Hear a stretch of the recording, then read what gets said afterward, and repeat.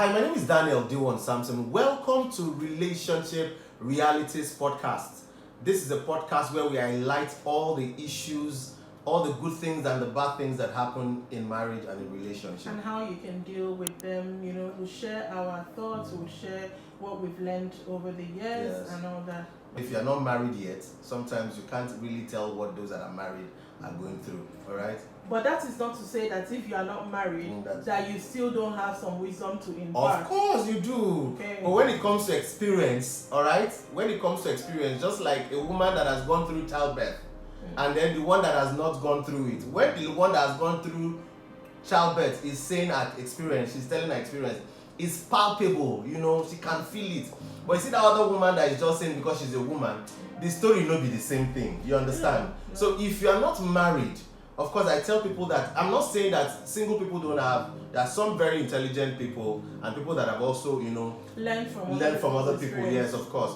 But the truth is, if you never wear that shoe, you don't know where they pinch. All right. So we are here to highlight all of those things. So we are going to be learning. This is Rant of a Naija Chick.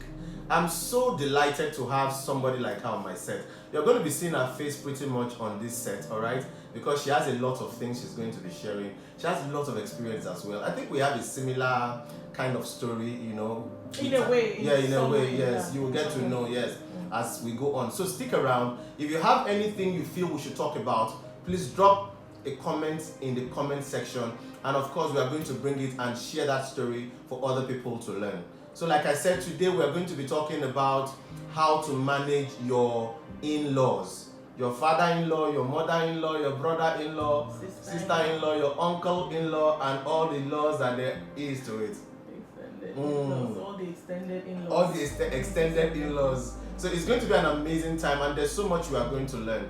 I have a story that I'm going to share with you of somebody who reached out to me, I think 3-4 years ago, regarding how she went to visit her brother in the States, and when she got there, the sister, the wife, went and brought out food from the refrigerator, and then she now remembered that when they were in their home with their parents, they used to eat fresh food. And so because of that, she did not eat that food. Because and they decided to make wahala. Yes, she started giving trouble to the wife of the brother. And then when the brother returned, she rained brimstone and fire and everything. And the brother was like, that was my father's house.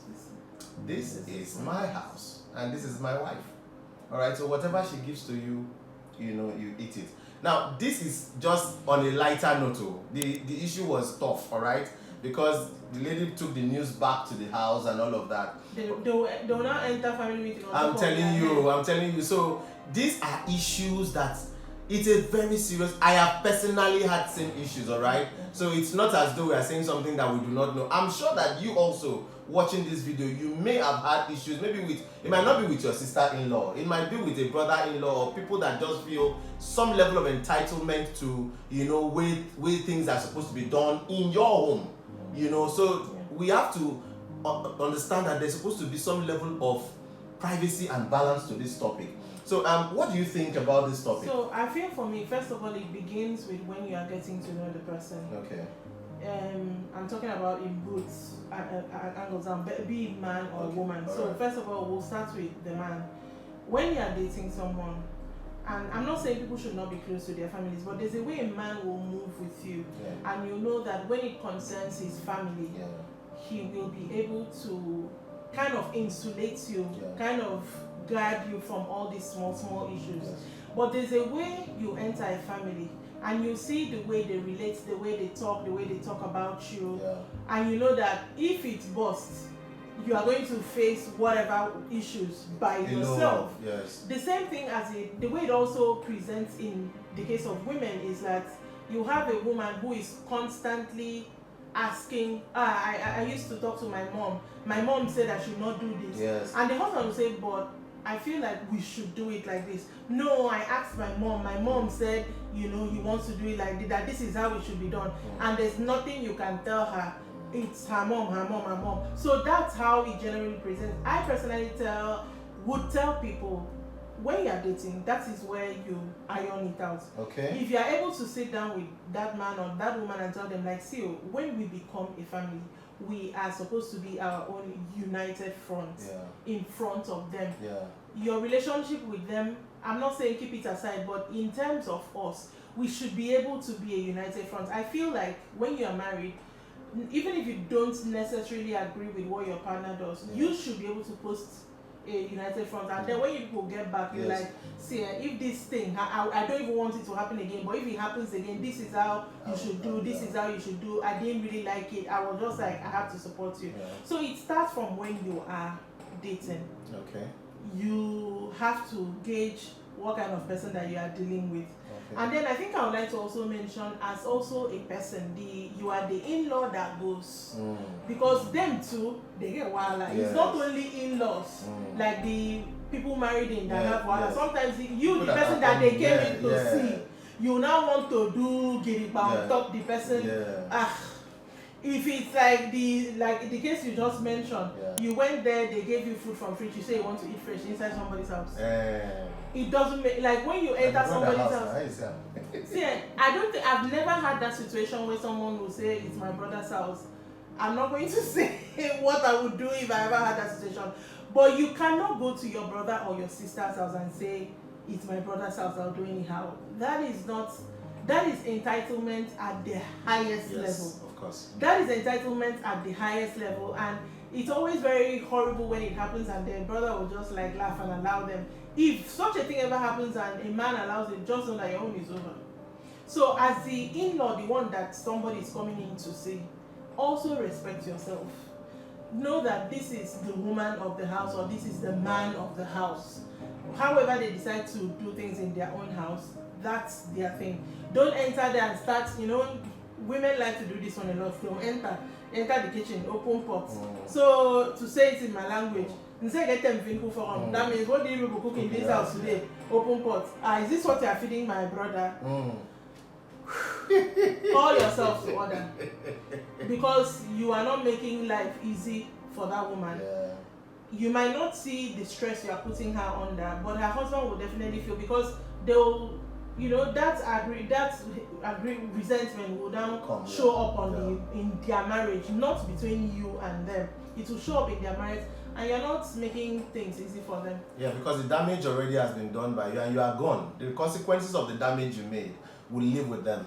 Now, I have a very different angle to this whole thing, because I'm going to come in from the biblical, angle of it, that he that finds a wife finds a good thing and obtains favor, which means for me, and that's what I've taught over time, that means before somebody can even come to want to ask or come to your family to want to marry you, the person must have first found you a wife.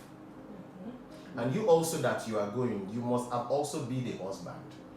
Because what happens, or what actually culminates all those processes of becoming either a wife or a husband, is the fact that you guys have been dating, like you said, during dating. Now, there are things you see whilst you are dating which gives you the confidence to want to go and marry this person, right? And want to pay whatever they say is the bride price or whatever you have to go through, to marry this person. Now, you understand that if the person cannot stand for you when you guys are dating, because the question has always been, if the person is not married to you, you cannot say yes or no in terms of family or deciding who comes first, because it's always who comes first at the end of the day. Because, for example, you marry a woman who is glued to the father, you understand, who listens more to what the father says, that if you as the husband or to be husband, now relationship, and of course you guys are going to marry, and you know that if you are beginning to see the signs of these things in relationship, Promex, like they will say, what you will get in marriage will Promex, all right? It will be higher. Exactly. It's not gonna change. Now, so if you decide that, okay, maybe because I have not done the proper thing by going to marry legally or officially, traditionally, or whatever, suits your client, and then you go ahead and marry the lady. Do you understand? That's going to have to be something you deal with. So I feel like at that stage of dating, you should have the discussion. at least start reorienting that person, because it's an orientation. Reorienting that person to know that once we get into marriage, it's me and you. This my father, my father, my father, my mother, my mother. It's not as easy it's not as going you say. to. See, you see this thing here. You know, one thing about the human habits, it takes 6 months to 1 year to form a habit. Okay. Do you understand? When you marry someone, except the person understands or you guys share the same ideologies about life, it's always very difficult to disentangle people who are very glued to their parents, especially if they come from a very humble background, and some of them that are not exposed. And I know what I'm saying because I have had a case like that, and of course I've handled cases like that, where it has been that, okay, if you have to choose between your father and your mother, who comes first? Now, we have a similar case of an ex-governor trying to say, I'm the man leader of the state, I am the main leader, and the governor is saying, no, I am the number one, and all of that. So it's always more like a power tussle, you know. Yeah. But here it is not. But you know, when it comes to certain decisions in your relationship as a person with this, either this guy or this lady, there has to be a point where you understand that whatever your parents say about this issue is not as important as what the woman or the man says. That's the thing. So if you have not come to terms, because see, I tell people that before you get married, let the person find his or herself first. Some people are not self-aware before they get married. And I can tell you that you might try to reorientate somebody to change, but change is not something for an adult, somebody that is beyond 18, changing that mindset that they have built over, you know, from about 12 years till about 24, thereabout, that you got married to them. It is not really, let's be truthful, it's not really easy to make them have a 360. They have to want to exactly change. Self-aware. They have to want to change. That is where I'm going, because we mistake it to think that immediately we get married. See, something comes upon you and enacts change. You see that thing? Don't let anybody deceive you. See, when you get married, I used to tell my clients, you see, when you get married, everything happens very fast. Before you know, the woman now carry belly. Before you don't know, one baby they cry.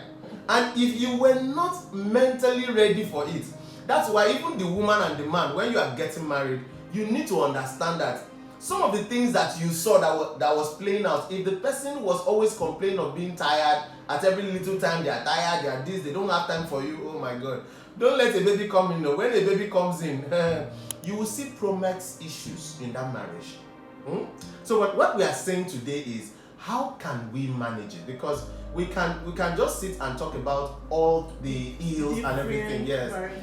How do we begin to handle this thing? Like she said, it's something we should talk about before. How many people actually talk about things before? Let's be truthful.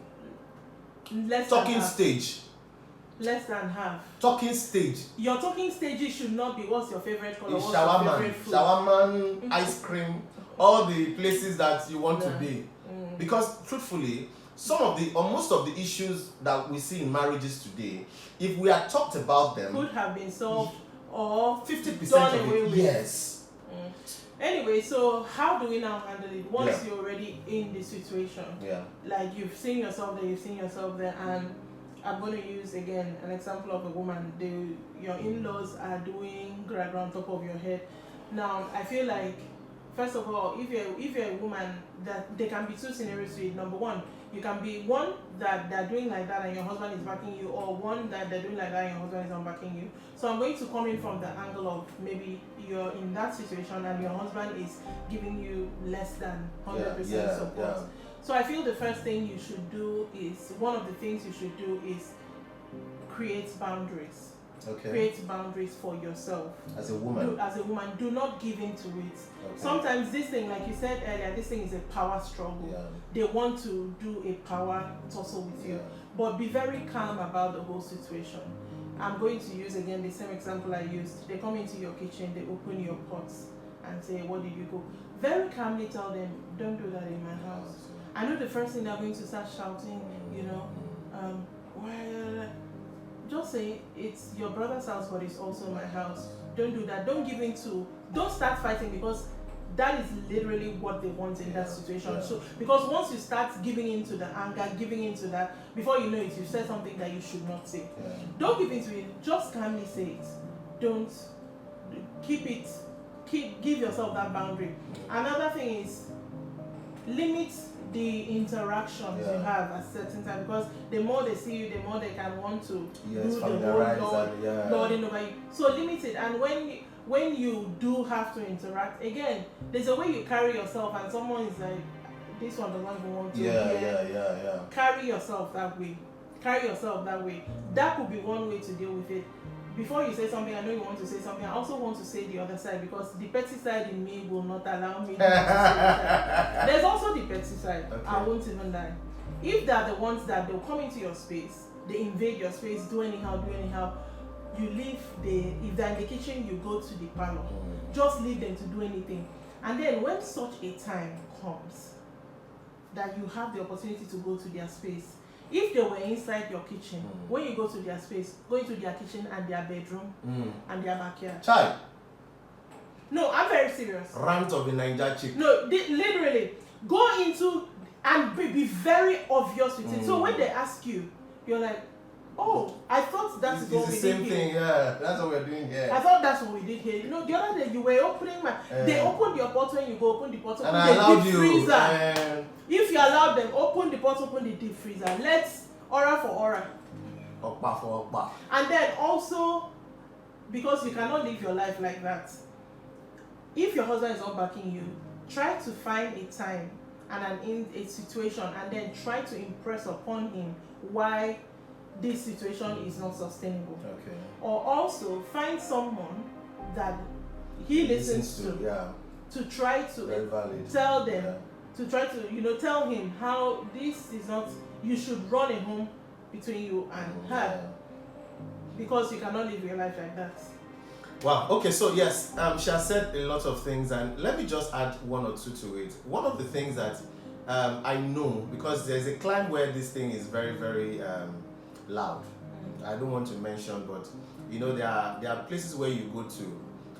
For example, if you marry a woman that is maybe your younger siblings, all right, are older than your wife.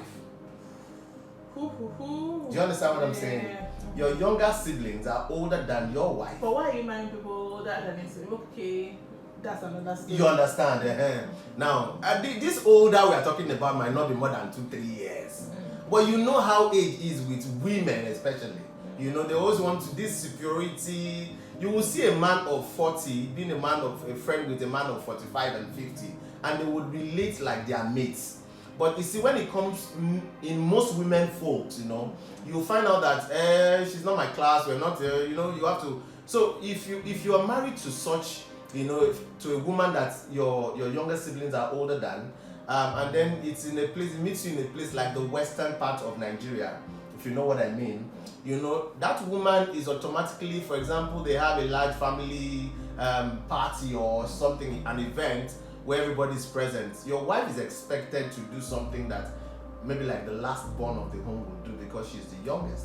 But again, why I like that place is, and that's where I come in, because you can't try that with my wife. No matter who you are. In fact, my personnel will not even allow you treat no matter how old you are to my wife, you will not dare. Even if you are my closest, and my sisters, I know all of you are going to see this podcast, you know that the respect I have for my younger sisters' marriages, oh my God, no matter, I am like a father to them, and then no matter what it is, I cannot say a word about their marriage. Not because I can't, even as a marriage counselor, do you understand? There's a limit to how I can go. I will still have to seek consent from the husband or from my sister. I don't go to their home unannounced. No matter how much you think you are who you are, you have no right to invade somebody that is married to somebody else, even if you are older than them. Do you understand? So I make it very clear that no matter who you are, even my father or my mother cannot speak ill. I remember there was a time I took a lady home back then, and because of our religious, whatever background, She wore a trousers, to the place. And my father's wife, because my mother had died at the time, so my father remarried, and the woman was like, "Why is she on trousers?" And begin to, I called. I said, "Mama, please, we don't do that here. Don't do that here." That's how they calm down. If the initial response is, I was very respectful, but I told her, I said, "Mama, please, she's with me.